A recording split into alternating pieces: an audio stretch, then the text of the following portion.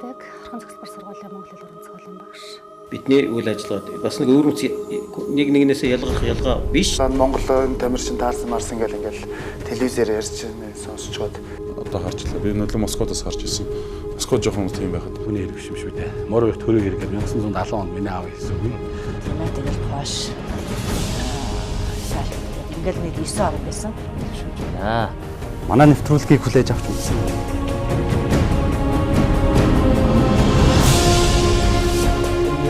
Социалист системийн орнууд зүгээр аяад онд хамт аваад явах байхад тэр цагаан цэгүүдийг хүлээж аваасаа гэж боддог. Эсвэл энэ зүгээр шинжлэх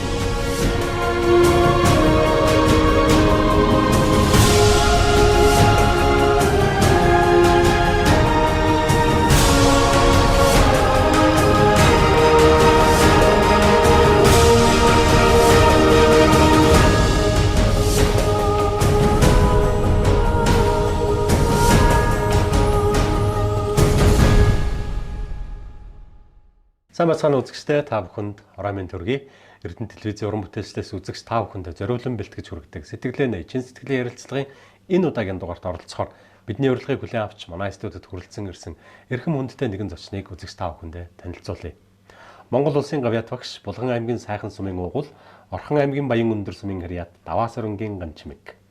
Сайн байна уу та? Сайн байна. Сайн байна уу? За сайхан хаварж сайхан зогсож байна уу? Сайхан хаварчлаа, сайхан зогсож байна. Хаврын тэргүүн сарын шинэ зуны шинэ нэгний баярын мэнд хүргэе. За баярлалаа.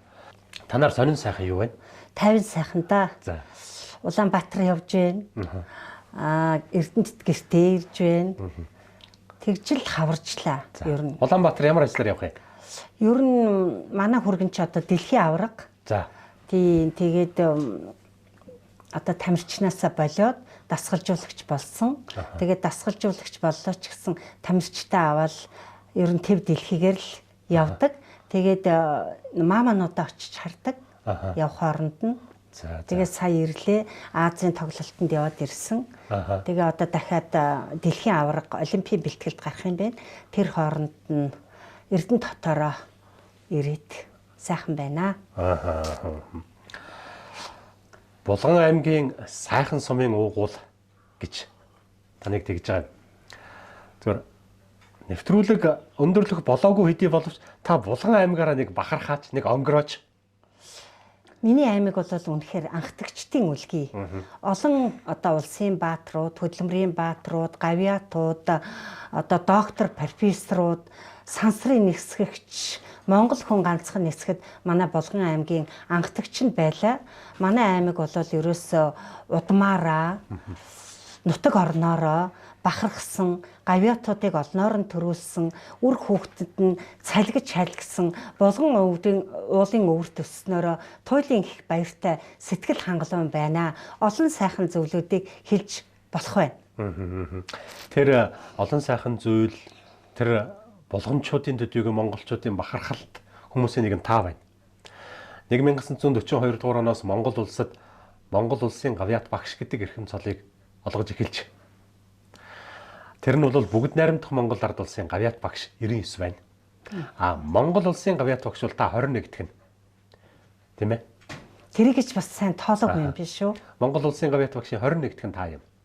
Баярлалаа. Гавьяат багш ер нь болоод за тэнд очиод одоо тэнд гэдэг нь төрийн ордонд очиод тэмдэгэ зүггэлгээд за ингээ Гавьяат багш болчоод тэгээд буцаад нутаг руугаа явж байхад юу бодогдож яах юм? Би 1997 онд Монгол улсын ерөнхийлөгчийн 20 дугаар зарилгаар Монгол улсын Гавьяат багш болсон. Тэнд очихдоо бол үнэхээр бахархалтай сайхан байсан. Бараг Гавьяат болсноо мдээгүй тэр орой эцэг эхийн хурал хийгээд тэгээ утас манай хилцээний дарга их олон удаа утасчээ. Тэрийг ч мэдсэнгүү. Тэгээ байж исэн чинь хурал тарахын багцаанд миний хань үүдэнд байдгийг. Тэгээ би өөр гайхаад чи одоо яагаад энэ хурал хийж яхад явж байгаа юм гэсэн чинь чамайг Монгол улсын Гавьяат багш болсон гэж даргачин хэллээ. Утсаа ерөөсөө авахгүй маа та очиж хэлээч. Тэр үед ямар утас байх вэ штэ. Тэгээ хурлаа тараад би бас их үнэмшил багтай.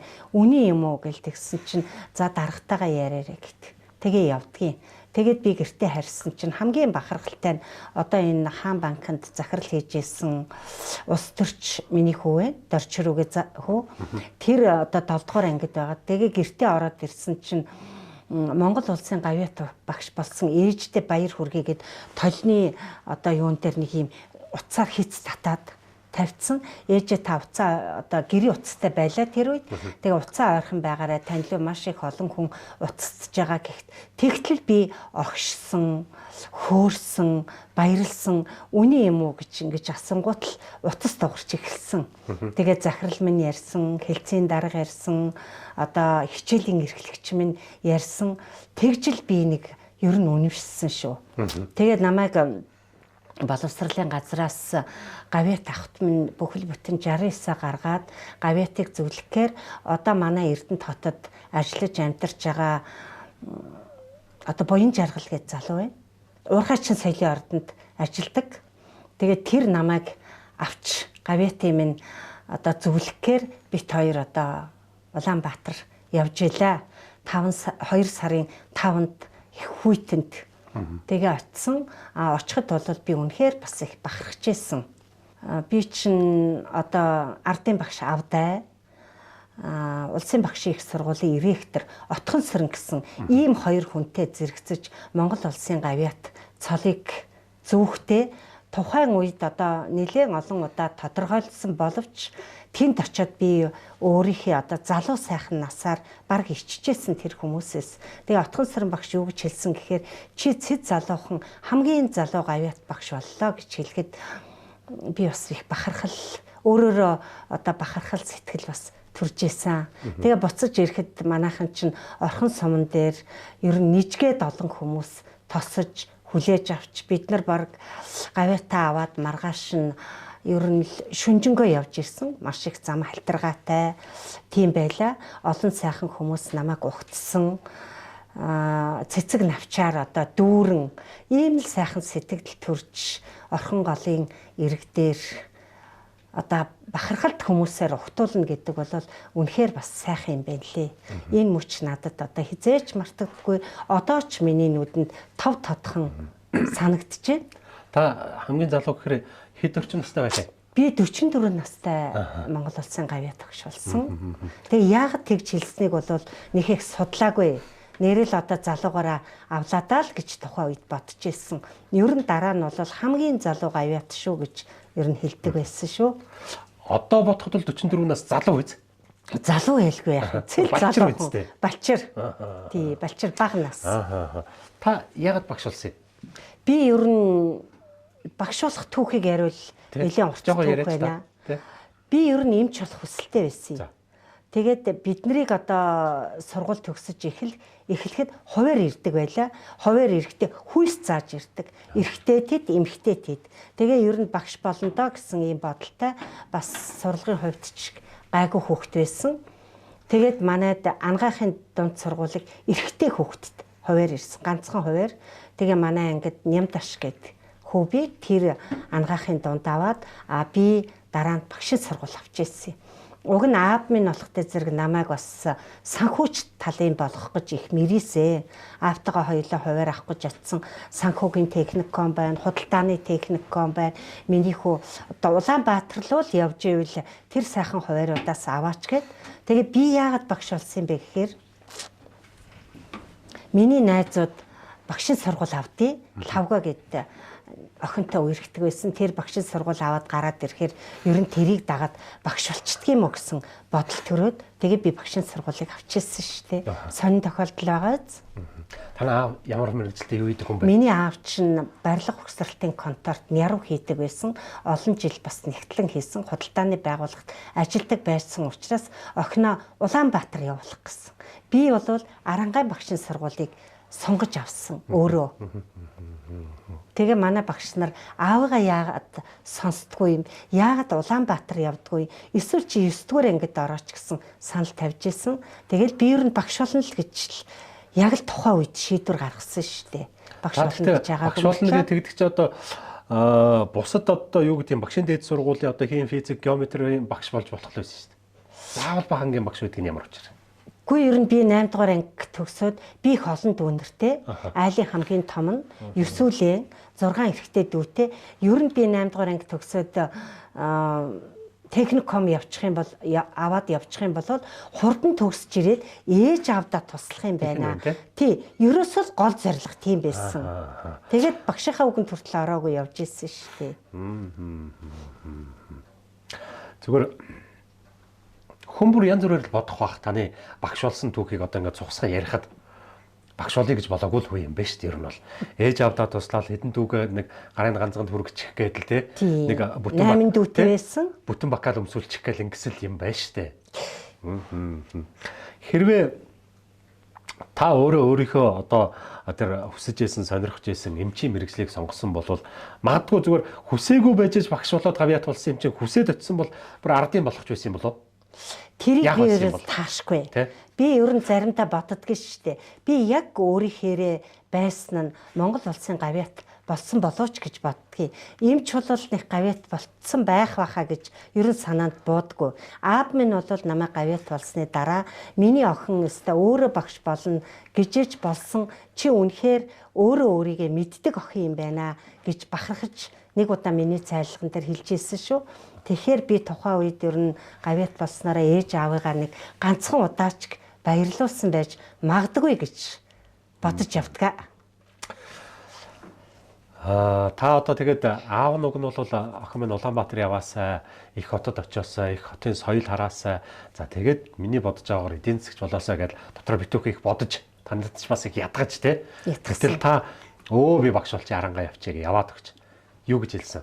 Өөрөө мэдээл гэсэн үү? Өөрөө мэдээ гэж хэлсэн. Чи багш болох сонирхолтой мө гэж хэлсэн.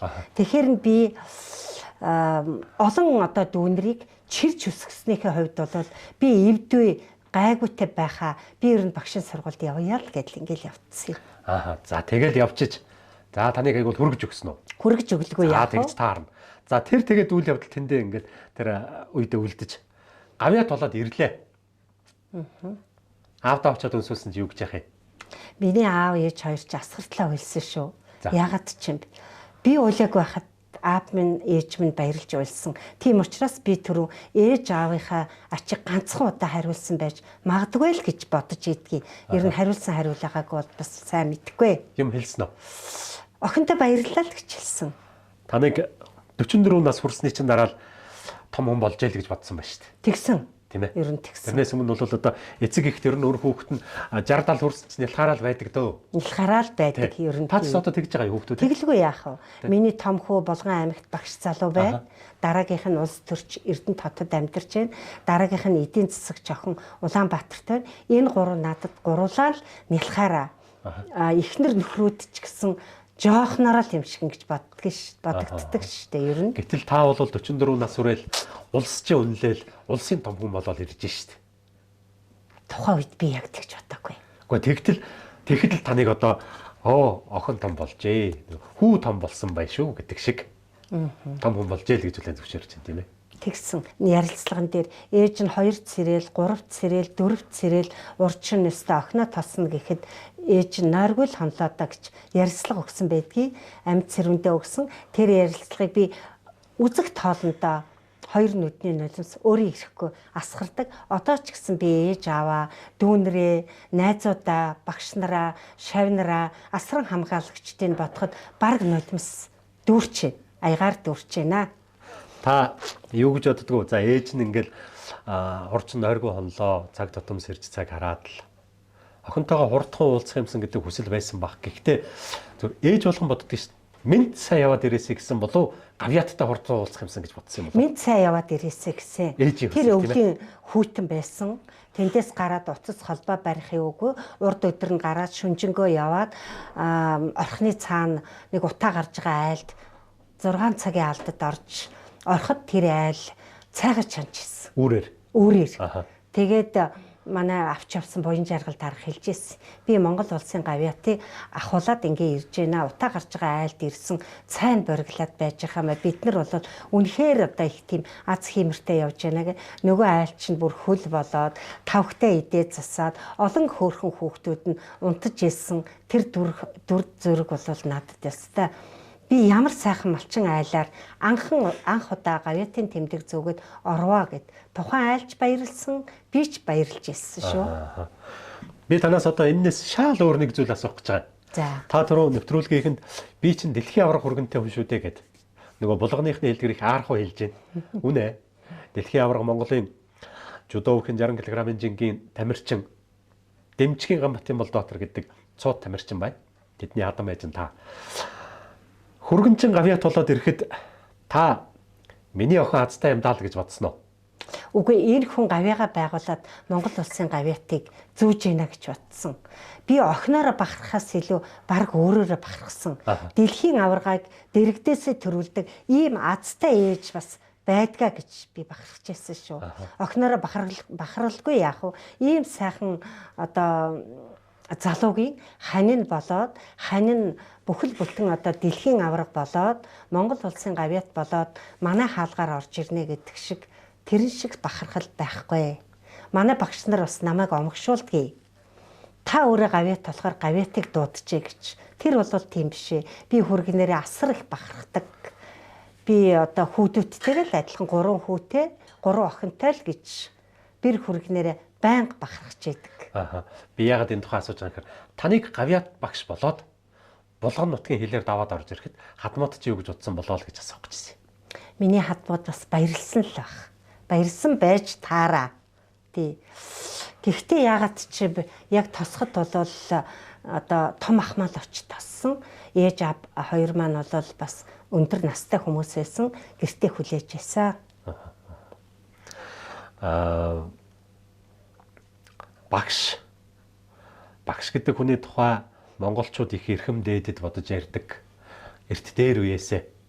За энэ тухай төрийн шагналтай найраглал хүртэл байна. За тэр найраглалын баг эцэст нь та нар юу ч л хийж л байдаг. Үнийг цагаан толгойн үсэг захаасаа илүү цагаан цайлгаа амьдраасаа гэж амьдралыг хүртэл багаас нь сургаж идэг ийм хүмүүс. Олон шавнарыг та гараас нь хөдлөөд амьдрал залгуулсан байх. Олон шавнарыг. Энэ олон шавнарыг гараас нь хөдлөж амьдрал залгуулахад таны энэ амжилтын нэг хэсэг танаа гэр бүл байж таарна. Хүүхдүүд, гэр бүлийн хүн тэднийхээ тухай та дурсаач. Өстой сайхан асуулт асуулаа. Үнэхээр цагаахан хүүхдийн гараас өдлөөд ардын сургуулийн алтан босгоор алхаж орно гэдэг багшд болол үнэхээр гайхамшиг. Өнөөдөр миний ингэрт гялалцж байгаа Монгол улсын гавьяатын тэмдэг болол миний гэр бүлтэй бүр яахын аргагүй холбоотой. Би маш сайхан хантай байсан. Миний хань намайг бүх юмын дэмждэг, тусалдаг ийм байсан учраас би гавьяат болсон гэж ханаараа бахархах дуртай. Миний хань хөдөлмөрч, хичээнгүй. Бараг л би 3 хүүхэд гаргасан болохоос биш гэрүүлийн ажилд болол ер нь төдийлөн оролцохтой муу шүү. Би чинь тэгээ багшийн сургууль төгсөж ирээд дээд сургуульд сурдаг хүн гээд багшийн дээд сургуульд 6 жил сурсан хүн шүү дээ. Тэр ар гэрийг, хүүхдүүдийг хэн авч явах вэ? Миний хань авч явсан. Би ханиасаа маш их бахархдаг. Үнэхээр сайхан асуулт асуусанд талархаж байна. Та 2 хүүтэй. За нэг хүргнийгээ бас манай хүүл гэж боддог гэж. Энэ цаг үед бидний амьдарч байгаа энэ цаг үед ихээхэн ховордоод байгаа нэг зүйл байгаа юм. Гүтсхэн сайхан Монгол эр хүн. Яг зүгээр үзэж байгаа зарим үзэгчид дургуйцхаа магад юм. Зүгээр эрен нэмшээд эмэн зэрлэгсэн тийм л нэгэн байна. Тэгэхээр та сайхан Монгол эр хүний тухай жишээ яриач. Сайхан Монгол эр хүний тухайд бол би ер нь нэг гүндүүгүй, эмэгтэйчүүдийг хүндэлдэг, ар гэртээ халамжтай, үр хүүхдтэй, илэгтэй, найз нөхөдийг ороод ирэхэд дайлсан цайлсан, ийм цалигсан халигсан байгаасаа гэж би боддог. Миний хань бол цалигсан халигсан ийм гэрүүлд их чинь бол жаргаж явсан эмэгтэй байна. Тийм учраас би дахин ханаараа бахархах дуртай байна. Миний хүүхдүүд ч гэсэн аавыгаа дуурайсан бас тийм их хөдөлмөрч хүүхдүүд байдаг шүү. Та өвлөн нөмөртөнд өвлөөцөд зунан сүүдэртэн сэрүүцдэг хан жаргалан тайрхан шигээ магадгүй төлөвгийн даваа шигээ тийм сайхан эр хүн байсаа л гэх гэж байгаа юм бол. Тэгэх гэж байгаа. Тийм. Уус шиг эр хүн байсан. Тэгж таалаа. Баярлалаа. За. Багш болоход мэдээж хэрэг өөр нөлөөлсөн зүйл байдаг бах. дунд сургуулийнхаа багшийн тухай яриач. За миний багшийг бол Монгол улсын гавьяат багш Мандахсан Дамдын сүрэнгийн Мандахсан. Дамдын сүрэнгийн Мандахсан гэсэн одоо яруу найрагч багш байна. Нөлөөлөлгүй яах вэ? Би чи ер нь дунд сургуульд байхдаа манай багш чинь манай анги чи одоо болгоны 10 жилийн одоо толгой цагтаг анги байлаа. Цэвэрч, нямбай, сурлаг хүмүүжил маш сайтай, дэгтэй, журамтай. Тэр ч битгий хэл би бас ангийнхаа даргыг дурсаж хэлмээр байна. Манай ангийн дарга бол одоо Орхон аймгийн ерөнхий авдотор байсан Дэмбэрэл Дорж гэж эмэгтэй байна. Сэрэтрийн Дэмбэрэл Дорж гэдэг чинь миний ангийн дарга. За тэгээд манай багш бол ерөөсөө тэр хүүхдийн хүмүүжилд маш их анхаардаг. Хүнийг хүн болгохын төлөө зүтгэдэг ийм хүн байсныг би багш болсон хойно ухаарсан. Би ер нь анги удирдахдаа бас харьцангуй гайгүй багш байсан. Тэрийгээ би юутай холбож ярих дуртай вэ гэхээр би ангийнхаа багштай холбож ярих дуртай. Ер нь багш ингэж удирддаг байсан, ингэж уулздаг байсан, эцэг эхтэй нь ингэж одоо яриа хөөрөө өрнүүлдэг байсан.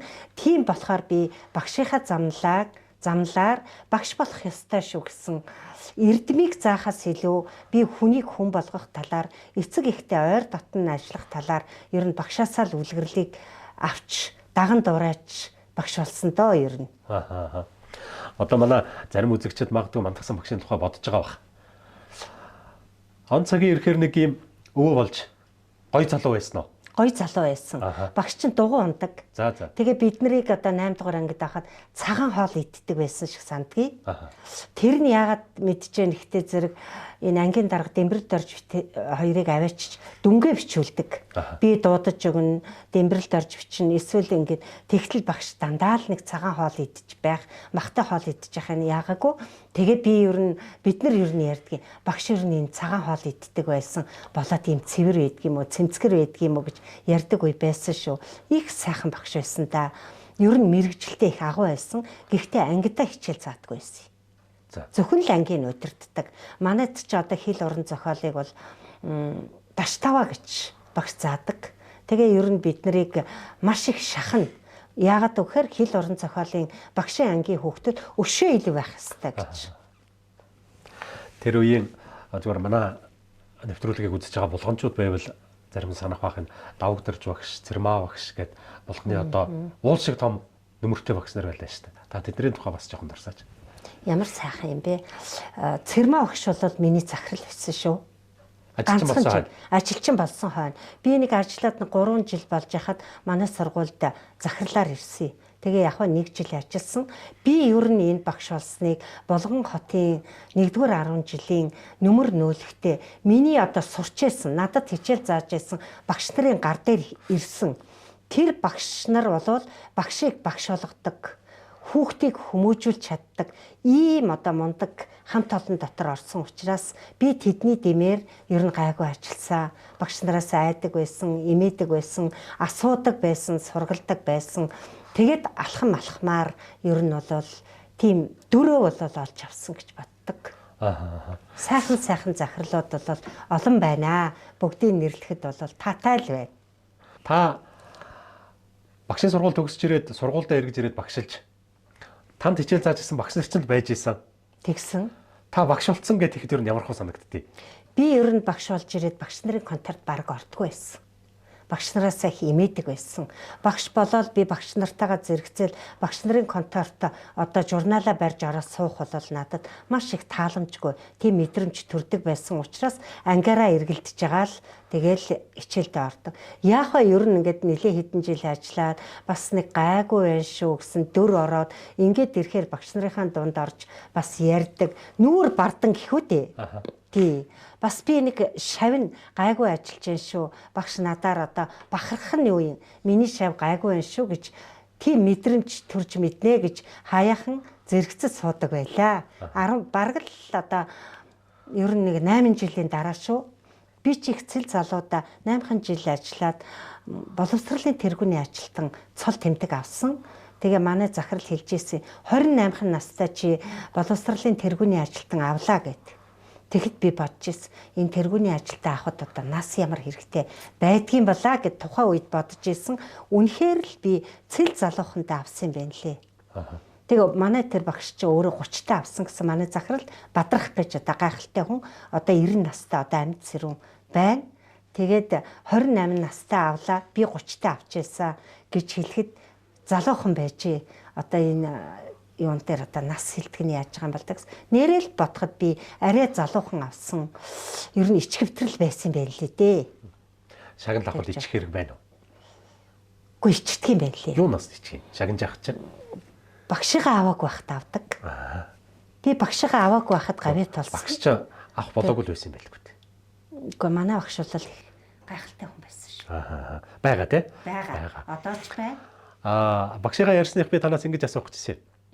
Хизээ багш чинь бол юу юуг нэг магтаагүй бах. За сайн байна гана чи одоо яг багш боллоо шүү гэж хэлээг баг. Одоо ч гэл хэлсэн юм уугүй мэдэхгүй байна. Зүгээр хизээ нэг тийм таатай харцаар харав. Болж шүү миний хөө. Тэгж болол хэлээгүй. Багш үтер чинь ер нь хамтдаа нэг 2-3 жил ажиллаад манай багш нь Эрдэнэт хот руу ирсэн. Тэгээд гавьяа толоод багшигаа ангийнхныгаа урьсан. Тэгээд очиход л их сайн байна, гавьяа толлоо эдэр гэж магтаагүй мөртлөө хадаг бариад харц нь бол надад бас миний шав овоодоо гэсэн харцаар харсан. Тэр бол их том шагнал байсан. Та бүхэн бахархан ярьж байгаа Монгол улсын гавьяа тогс Дамжин зүрэнгийн мандахсан гэдэг хүн 2 удаа ангидаас төгсгсөн гэдгийг. Нэг удаа 8 дугаар анги төгсгсөн, нэг удаа 10 дугаар анги төгсгсөн. 8 дугаар анги төгсгсөн ангиас нь та гавьяа тогс болсон. 10 дугаар анги төгсгсөн ангиас нь таны түрүүний ярьдаг жүгдэр дэмдийн гүр аргач гэдэг хүн төгссөн байдаг. Тэгээ би хэлдээ. Та өшөө олон анги төгсөхгүй яаваа гэж. Тэг яг уу ийм л хувь тавилан байж тийм ээ. Тийм байна. Манай багш тэгээ ер нь уран үд дугуйлан ажилуулдаг байсан. Ер нь бол тэр яруу найргийнхаа талыг хөөсөн гэж боддгийг. Манай багш олон анги төгсгсөн болвол ер нь их сайн багш нар олон төрх байсан гэж боддгийг. Багш гэсэн биднэрт бас тэгж бахархан ярьдгийг. 10 дугаар анги төгсгөд сансрын нисгчийг төрүүллээ. 8 дугаар анги ганцхныг төгсгөд миний одоо шавнараас Монгол улсын гавьяа багш төрлөө гэж ингэж хэлжээс удаатай шүү. Танаа гэр хаана байдаг байсан болгонд? Манайх ч одоо Шинэ хороо гэж урд талдаа. Болгон аймагчин бол олон хороодуудтай. Тэгээ бүр урд талдаа Шинэ хороо гэдэг газар байдаг байлаа. Хатанбаатар Магсаржийн бунхны зүүн хойд дор. Тий, Хатанбаатар Магсаржийн бунхан дээр тоглодог байлаа. Дүүнэртэйгээ тоглоно, ангийнхантайгаа тоглоно. Тэгээ би чинь ер нь жоохон иршүүд байсан шүү дээ. Ер нь багш болоод л жоохон эмгтээлэг болсон. Нэгдүгürt яасан гэхээр олон эрэгтэй дүүнэртэй. Чаргаар гулгана, мөсөн дээр тоглоно, твэг өшгөлнө, дүүнрээ талцуулж барилдуулна. Ийм игч байлаа. Дараа нь тэр Шинэ хороо гэж ярьлаа. Тэнд Дэмбэрэл дорж өвтер 7 эрэгтэй хүүхэдтэй хамтдаа сургуультай хамт явдаг. 9 үлээ. За 7 хамгаалагчтай. Тэгээ 7 хамгаалагчтай. Бид хоёр ч одоо тэгээ тэр хэдий чинь хичээлийн бас манай багш ингээ групп болгоод өгчин. Тэгээ бид чи хичээлээ давтахдаа бунхан толгой дээр очиод барилдуулна шүү дээ нөгөө 7-гоо. Хоёулаа засуул олно. Тэгээ одоо ярихад ичмэр ч юм уу, сайхан ч юм уу, миний сайхан дурсамжууд сэтэрч хагаад надад таламжтай байна. Миний найз үзээд ер нь илгээ хөшл энийг ганаа минь чи юм ярьж болдго юм уу гэж хэлэх баха ангийнхаа даргаас бас жоохон имиж шүү. Тэр та хоёрын барилдуулж ирсэн хүүхдүүдээс одоо мэд зэрэг хүмүүс байна уу? За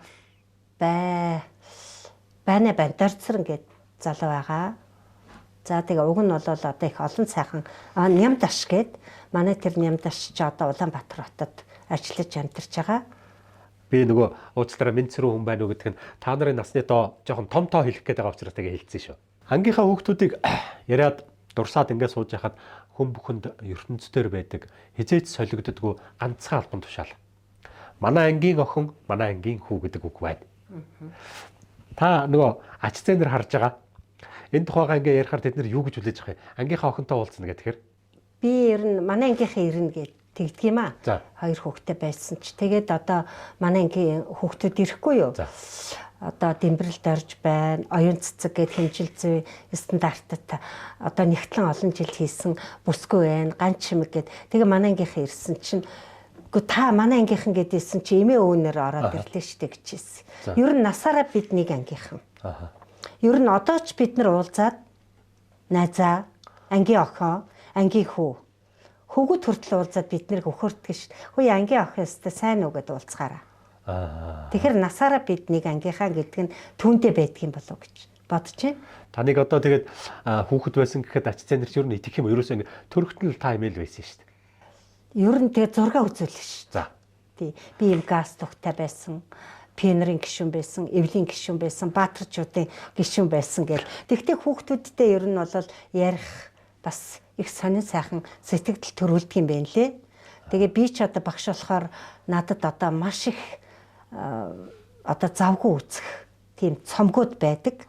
Миний одоо ангийн хүүхдүүдийн хийсэн, бүтээсэн, наасан, уралсан, багштай хийсэн одоо бүх зүйлүүдээ тэрийгээ одоо хүүхдүүдтэй үзүүлдэг шүү дээ. Тэгэхэд сонирхолтой. Тэргээрээ дамжуулж би одоо өөрийнхөө хүүхдүүдийг хүмүүжүүлдэг гэх үтэй.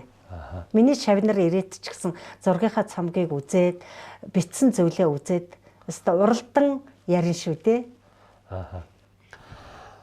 Та нарыг дунд сургуулийн сурагч байхад дайлан бун зүнгтэй дааван бүчтэй цагаан хормогчтой охтууд хүрэн боромтой хөвгүүд түнжин толгойтой хөвгүүд байлаа тийм ээ.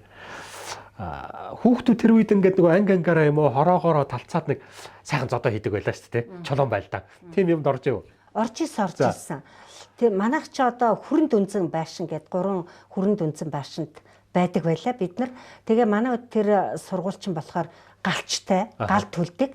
Одоо пишн одоо анги дотор амна зарим нь наашаа харна, зарим нь цаашаа харна. Тэгээд түлээ нөгөө маш их буулгадаг байсан юм байна лээ. Тэгээд түлийн дотор орж байлдсан шүү дээ. За. Анги угаах гэж ирнэ. Бид нар чинь одоо манай анги бол бүр дэндүү гайхалтай анги л да.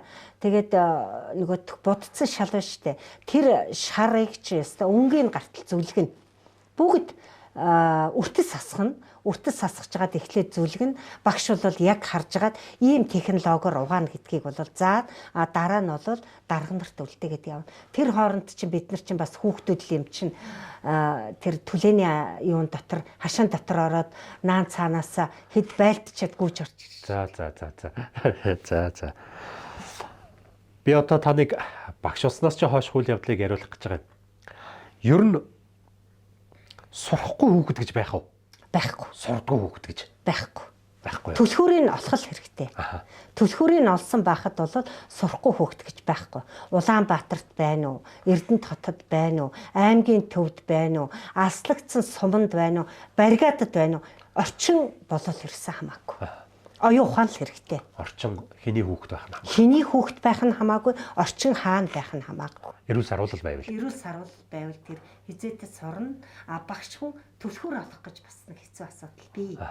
Хүнээ танил гэсэн үг байна шүү. Хүнээ танил. Тий.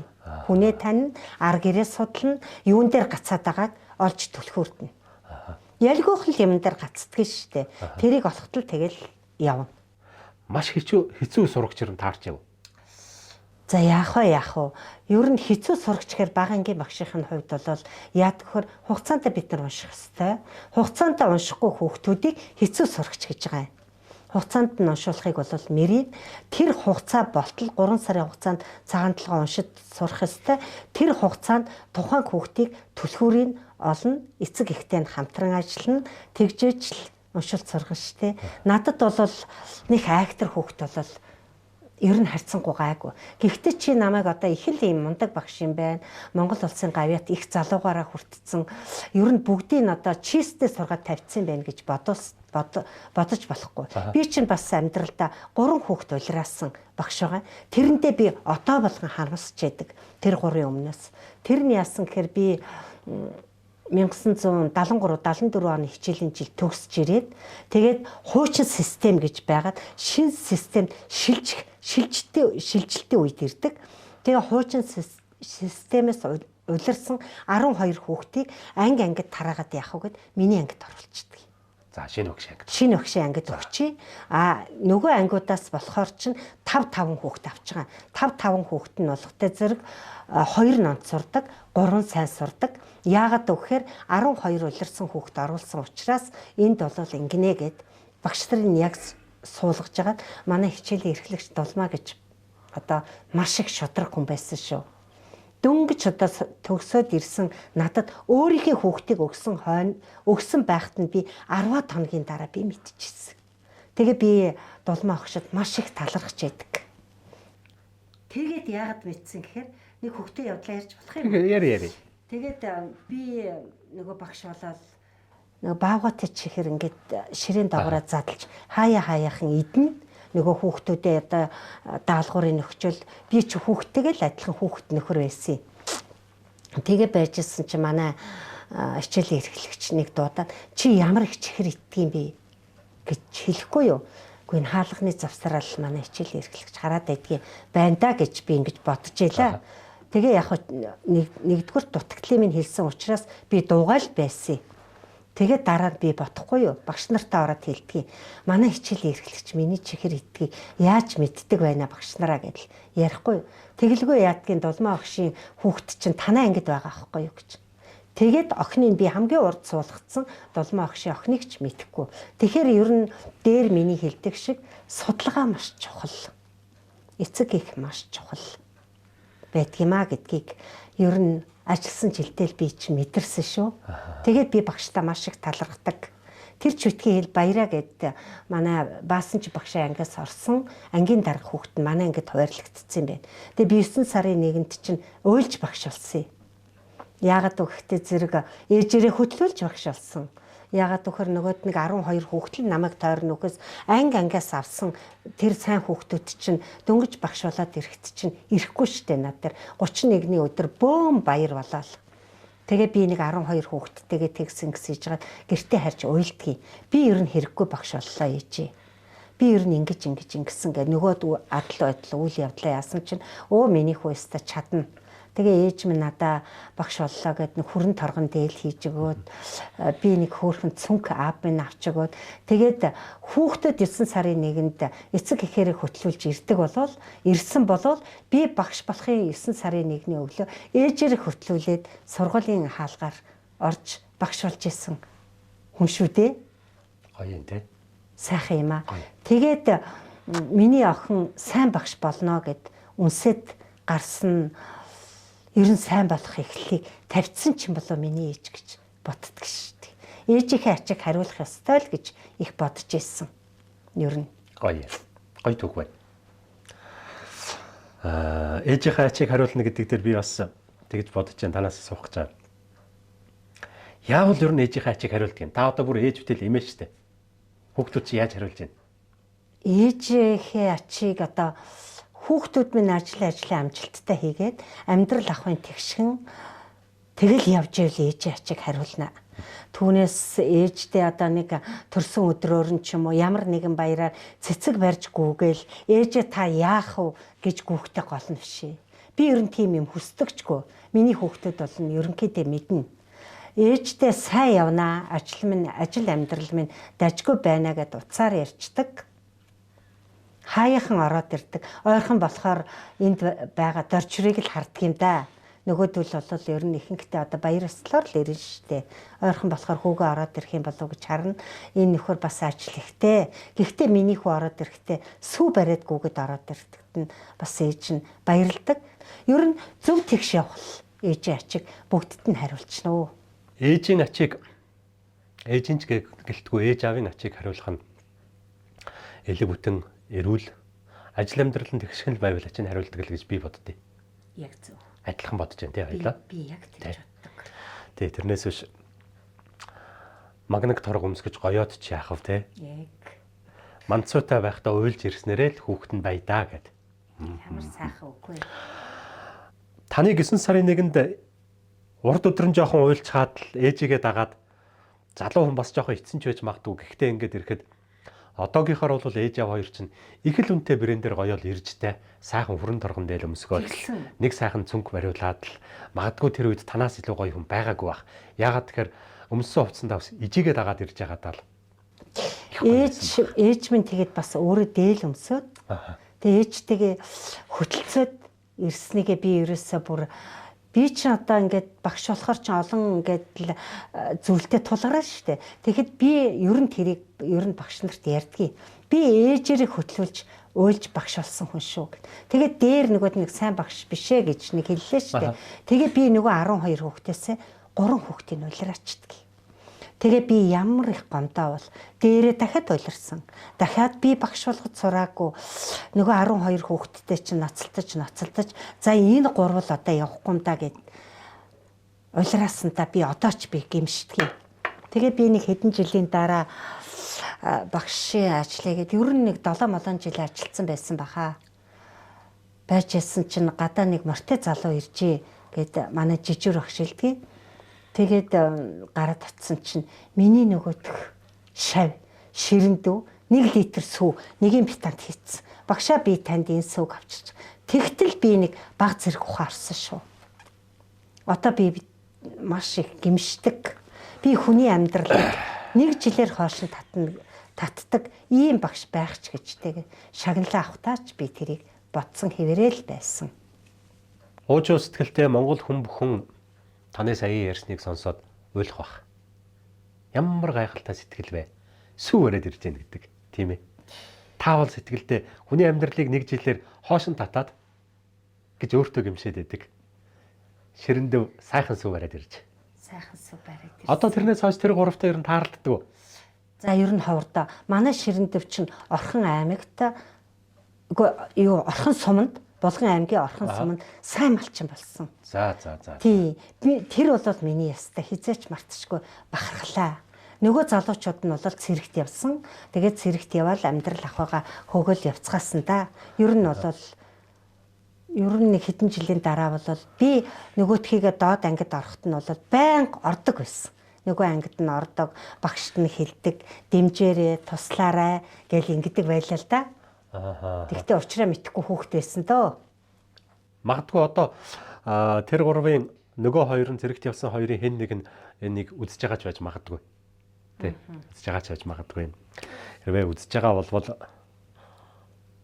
таны амьдралд бас нэгэн шийдвэртэй алхам хийх ийм цаг үе тэр үед байжээ л гэж ойлгосоо л гэж би хүсэж байна. Баярлалаа. Миний одоо сайхан Ширэндүү Ган Баяр, Ган Хоёг гэсэн ийм сайхан залуусыг ийм өмнө багш нь одоо уучлалтгүйя. Та нар бол цэрэгт 90 цент хүрсэн, эхнэр хүүхэд авсан, эх орныхоо өнцөг болон бүрт одоо ажиллаж байгаа. Багш нь та нартаа эрүүлийн хаз жаргал хамгийн сайхан бүхнийг бэлэгдэн ирээё гэж хэлмээр бодогдчихэ. Та сая цол хүртээд тэмдэгэ зүйлгэж явахдаа хүртэл тэр гурвыг гал бодсоо гэж харамсаж ялаа гэж. Таны багш дараа нь бас цол хүртсэн. Цол хүртэл ирсэн.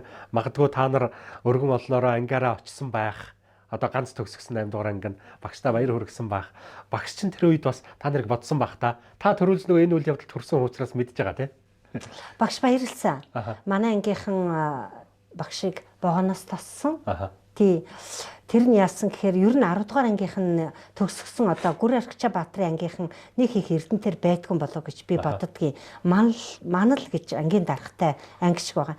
Над руу уцаар ярддаг. Багш гавьяат болоод очиж байгаа. Танай ангийнхан тосч авах ёстой.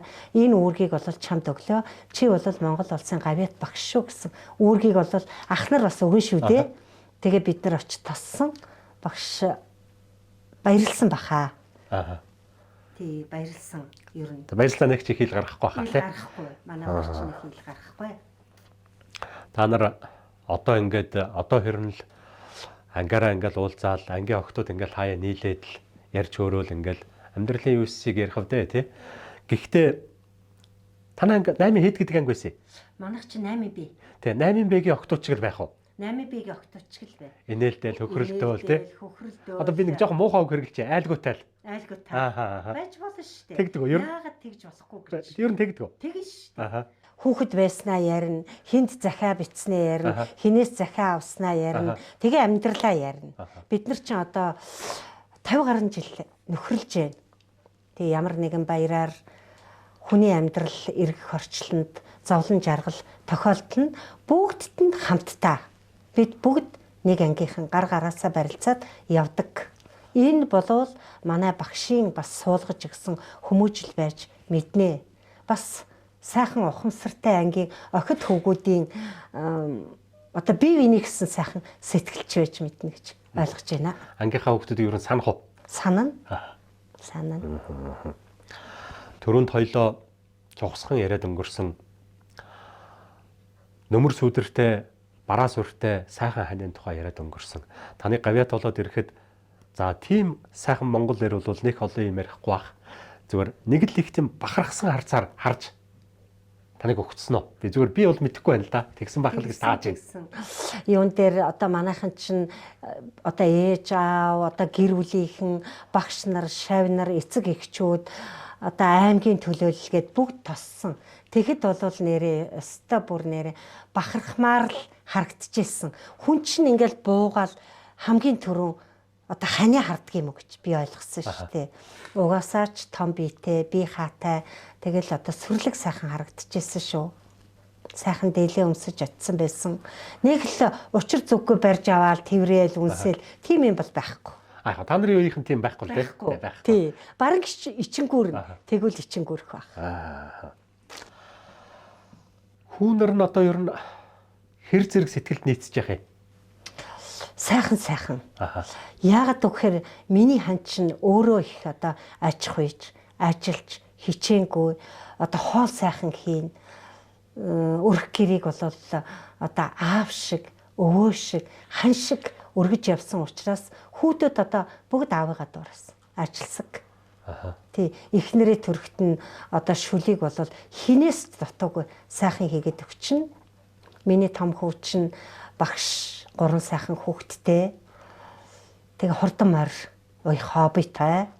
Багш мөртлөө одоо 100-ийнхаа 3 сар хурдан морь уйдаг. Гүү малаа барьдаг. Тэгэхээр би аавыгаа одоо дуурайч тэр хөдөлмөрч занг сурсаан гэж ингэж боддог. Дараа нь танах гэр бүл болоод болгонд бас хаана байсан? Манай хойд тогт. Тий. 6-гийн бие гэсэн. 6-гийн бэ гэдгс нэг 6 7 дугаар хороо гэдгийг та ярьж байна уу тий? Замын хойдлын. Сургуулийн хойдлынхыг. Сургуулийн артаа нэлийн хашаага. Одоо танаа хашаа байна уу? Байлгүй яах вэ? Танаа бүр одоо даваа сургуулийн хашаа бий юу? Байлгүй яах вэ? Та очдгоо. Очилгүй яах. Тий. Энэ жил бол одоо бүр дүүнэртэйгээ хамт нэг очно гэж бодож байгаа. Ерөнхийдөө бол одоо жил болгон очиад байдаггүй. Гэхдээ болгонд очиж амардаг. Миний одоо өсөд төрсэн гол, горих, миний энэ дов дамжиж гүйжсэн намаг гих мэтлэнгийн одоо гол эргээрээ очино. Өөрийнхөө гэрийг харна. Миний аавын одоо байшин хашаа чинь ингээд өвлөгдөөд л ингээ яваад байдаг. Уг нь хамгийн баг дүүд өгсөн гэр орноо. Тэгээ миний баг дүүд чинь Улаанбаатар шилжсэн. Тэгээд одоо тэр айл бол их үзэмжтэй сайхан авч явдаг. Энэ жил хашаандаа очино. Та бол одоо Булган нутгаас нэг 50 хүрэхгүй километрийн наан л одоо зүүн талд амьдарч штэ. Сүүлийн хэдэн жил одоо 20 жил үү те?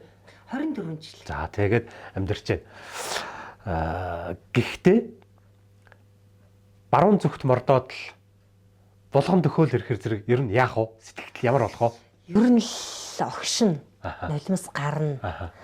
Ер нь одоо самбартай хөдлөлөө. Ер нь л баруун тийшээл хөдлөхөд харж яваа гэсэн мэдрэмж өөрөө ирэхгүй төрнө. Наагур даваад булгуй уулыг харна. Тий. Ер нь ээж аавыгаа маш их сандаг, сангалцдаг. Ээж аавыгаа маш их бодон очдог. Одоо ч ер нь бол одоо булгын явъя л гэвэл хөөрн шүү дээ.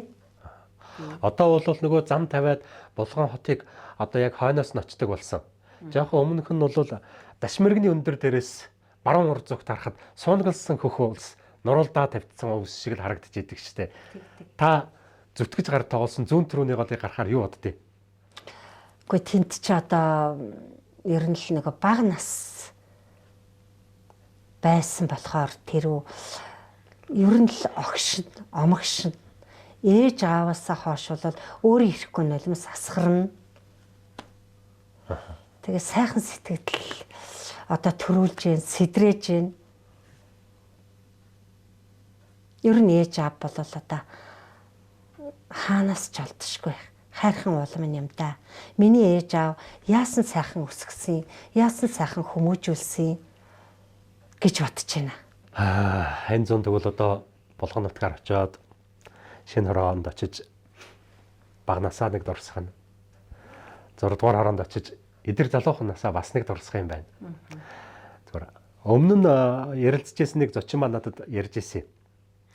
Нутагт очоод явхад айлуудын хашааны банз таньдаг хүн шиг санагдаад байдгийг гэж. Годамжаараа явхаар. Танд ч гэсэн тийм сэтгэл төрхөө. Төрн одоо манайх ч ингээд Булган аймгийнхаа хойноос нь орж байгаа шүү дээ. Манайх чинь тэгээд одоо яваад орохдоо заавал өөрийнхөө гудамжаар орно. За. Өөрийнхөө гудамжаар эсвэл араар нь гарна, эсвэл урдуур нь гарна. Миний том хүү чинь одоо аав ээжийнхээ амьдарч байсан өөрийнхөө өсөд төрсэн гудамжинд айл гэр болсон шүү дээ. Тийм учраас одоо хүүгэнтэй очихдоо тэр гудамжаар заавал ордог. Эрдэнэ хотод ирээд сууршаад одоо 24 жил болжээ гэж байна. Хүний амьдралын насаар бол эдэлж авахтай галзаж явдаг тийм хугацааг Эрдэнэ хотод өнгөрөөж. Эрдэнэтийн шавнырынхаа тухай яриач. Эрдэнэт бол гайхалтай хотоо. Тий. Энд ирээд бол одоо 24 жил ажиллаж амьдарч байна. Олон сайхан шавнырыг төгсгсөн. Түрүүн би дээр хэллээ. Орчин бол хамаагүй гэж. Тий. Ер нь бол их оюунлаг хот. Оюунлаг хүмүүс олноороо төрдөг гэж бахархаж ярьдаг. Би энэ оюунлаг хүмүүс бол хаал бол хаанаас төрдөг гэсэн үзэл бодолтой багш нарын нэг. Миний Эрдэнэтийн шавнар бол гайхалтай хүмүүс. Би одоо эх орныхоо өнцөг болон бүрт ажиллаж байна. Төв дэлхийд тараад ажиллаж байна. Сурч байна. Би одоо багш болсноос хойш миний шавнараас 3 доктор төрсөн. Ер нь багш болсноос хойш уу? Ер нь багш болсноос хойш шинжлэх ухааны докторыг ярьж байна. Оо за. Хэлний шинжлэх ухааны доктор байна. Жаданбаагийн ганц цэцэг гэж гайхалтай бүсгүй байна. Тийсэд багшилдаг. Бадрахын амраа гэж залуу байна. Нано технологиор доктор хийсэн юунд Сөүл Солонгос хотод даваа жаргал гэж охин байна. Хэл шинжилгээр.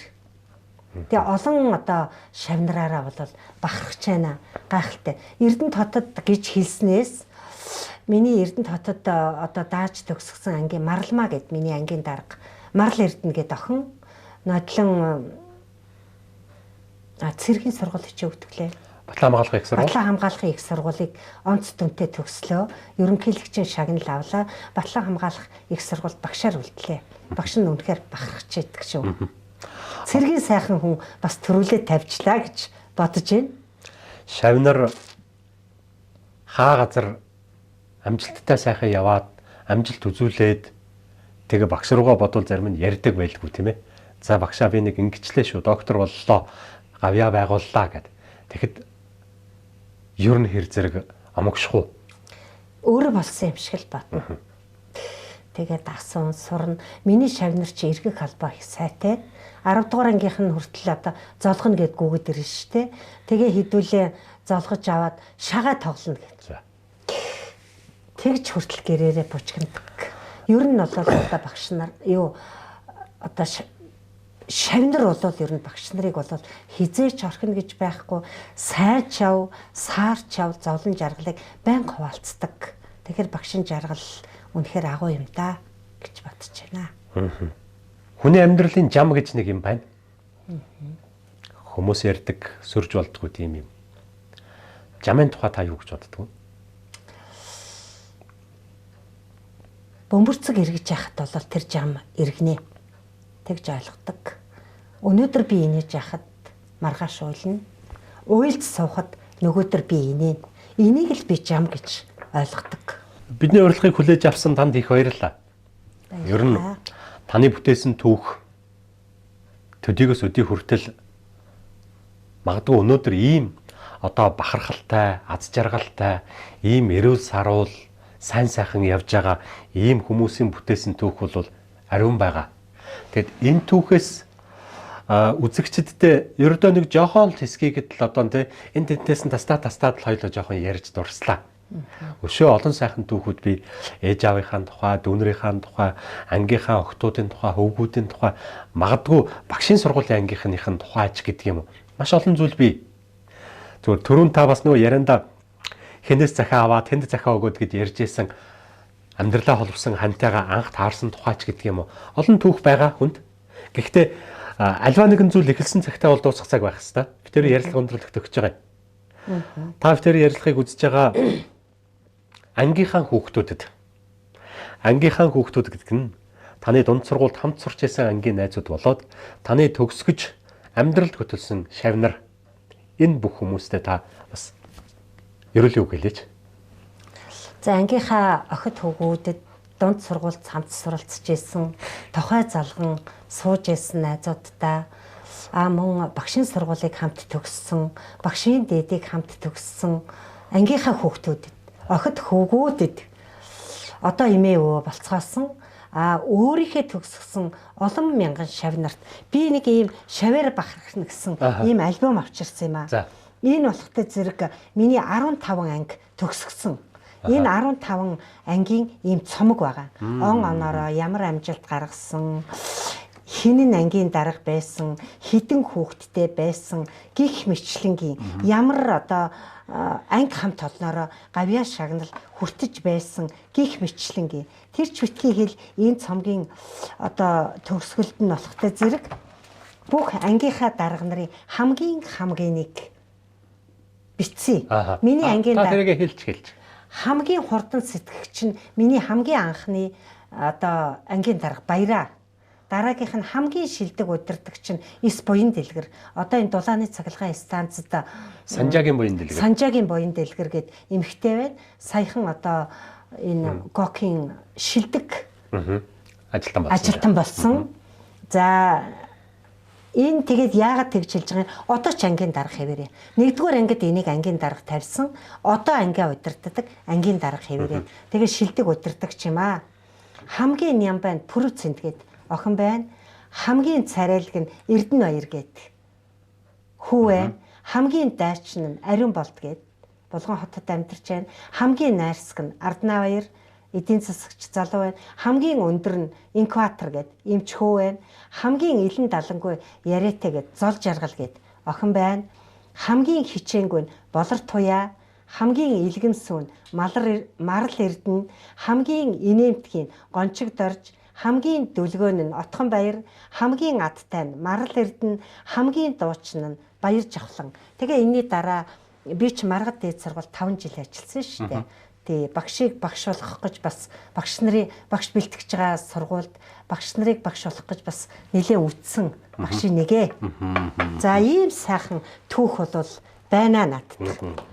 Энэ бол таны зөвхөн Монголын боловсролын системд оруулсан хувь нэмрийн нэг жоохон хэсэг байна. Хэсэг байна. Одоо нөгөө хуучин үсгээр бол азаг байна да. Тий, их баярлалаа. Тэгээд ертөнцийн хүний амьдралд тохиолддог олон зүйлсийг даваад, туулаад, өдий зэрэгтэй амьдраад, өдий зэрэгтэй гэдэг нь олон шавнарыг төрүүлээд, олон шавнарыг амьдралд сайн сайхан амьдрах тэр замыг нь зааж өгсөн ийм их гавьяа байгуулсан танд бас таны олон шавнар болоод энэ бит хоёрын ярилцлагыг үзэж байгаа олон үзэгчдийн өмнөөс танд талархаж байна. Баярлалаа. Түрүү нэг дуусгаагүй байна. Нэг ангийнхантаа хүүхдүүдээ, шавнартаа, асран хамгаалагчдаа, эцэг эхчүүдтэй бүгдээрийн эрүүл энх байгаарай, аз жаргалтай байгаарай, өглөө бүхэн инээж байгаарай гэсэн ерөөлийг өөд нь өргөн төвшүүлье. За баярлалаа. Нөгөө багшийн багш гэд нэг дуу гардгаа да. Зарим нэгэн үзэгчдийн маань одоо багшийнх нь багш байх. Танаас бас багш шав төрсөн баг. Олон төрсөн. Инхээр зэрэг тэрүүгээрээ одоо нөгөө үржүүлэхийн хурцыг цаашаа үржээд шавийн шав гээд олон мянган шавнар таныг бас харж байгаа бах. Магадгүй зарим багш нар та түрүү мандахсан багшигаа ярьдаг шиг манай багш бол Монгол улсын гавьяа тогш ган чимэг гэдэг багш гэд ярьдаг бах. Тэгэд энэ олон хүмүүсийн сэтгэл, энэ олон хүмүүсийн бас тэр сайн сайхан үгний үзүүрт таны гавьяаны нэгэн хэсэг байх. Тэгээд цаашдаа бас олон хүмүүст яг энэ өнөөдрийн нэвтрүүлэгт орж байгаа шиг сайхан зүйлийг ярьж өгөөрэй. Олон одоо залуучуудад ягаад тэгэхээр нийгмийн өмнө ахмад хүний хүлээсэн үүрэг бол тэдэнд хэлж өгөх ёстой л гэдэг үүрэг. Баярлалаа. Би одоо 5 дугаар сургуульд олон жил багшилсан. 5 дугаар сургуулийнхаа зөвлөх багшаар ажилладаг. Олон сайхан залуу боловсон хүчинтэй ажиллаж байгаа. Миний одоо даад төгсгсөн хүүхдүүдээс олон одоо багш нар байна. Тий, одоо ганцхан жишээ дурдахад бол энэ 4-р сургуулийн инх тунгалаг гэдэг багш байна. Энэ жил сайн багшийн уралдаанд төрүүлж сая Солонгос орноор аялаад ирлээ. Тэрний шавнар олон бай. Гих мэтлэнгийн одоо миний ангиас төрсэн 20 гаруй багш байна. Тэгээ би бага ангийн багшийг хилчлээ. Одоо бусад багш нарын хувьд хүүхдүүдийн хувьд бол одоо гомдохгүй байхаа гэж бодож байна. Хамгийн сүүлийн одоо мэдээ тодхон байгаа учраас хэлээ шүү. За, их баярлалаа. Танд өшөө илүү олон жил аз жаргалтай эрүүл инээд хөр дүүрэн үр хүүхдүүдтэйгээ баяр баясгал хангалуун сайхан аж төрөөрэй гэж хүсэж байгаа юм. Хүний амьдралд хүсэх хамгийн чухал сайхан зүйл бол эрүүл мэнд юм. Эрүүл байгаарай. Ангийнхаа охтууд, ангийнхаа хөвгүүдтэй олон удаа уулзаж одоо түрүүний хоёлаа хэлдэг шиг айлгуутж байгаарай. Баярлалаа. Эрүүл байгаарай. Танай телевизийн хамт олонд талархлаа. Сайхан ярилцахад урьж оруулсанд бүр ч их талархаж байна. Баярлалаа. За, баярлалаа. Бидний бэлдсэн нэвтрүүлгийн энэ удаагийн дугаар үүгээр өндөрлж байгаа юм. ертөнцийн амьдарч байгаа хүн бүхэнд хүрэх хүсэл очих хязгаар гэж байна. Бартаа өндрийн холыг харах, байц өндрийн дээгүүр давах, хүний амьдралыг ямар ухаантай туулж гарах вэ гэдгийг хүнд тодорхой хувийг нь зааж чиглүүлж өгдөг тийм эрхэм хүнд бөгөөд хүндтэй үргийг гүйцэтгэдэг хүн бол багшгүй юм. Тэр дундаа би чигээч мэдэхгүй ертөнцийн явж байгаа бяцхан хүүхдүүдийг нэрэн тавьдаг, дөрвөн аргын тоо боддог болоход явуулдаг хүмүүс нь бүр багаангийн багш нар юм. Энэ удаагийн нэвтрүүлэгт маань өргөдөн оролцсон Булган аймгийн Сайхан сумын угуул, Орхон аймгийн Баян өндөр сумын харьяат, Монгол улсын гавьяат багш Даваас өрнгийн ганчмаг багш байлаа. Танд их баярлалаа. Тэгэд энэ удаагийн дугаар маань үүгээр өндөрлж байна. Хазайлгаж болохгүй тэтэм шиг нэрээр чинь би овголсон. Халуун зүрхний уйрал хайр, гуньгийн чинь хүртэл өвлсөн. Өргөстөөрчлөнд бүдчээд өөлөд суухын цагтаа хүн өлгийг минь сийлсэн. Аавтай болохоор амьд явж чаддаг.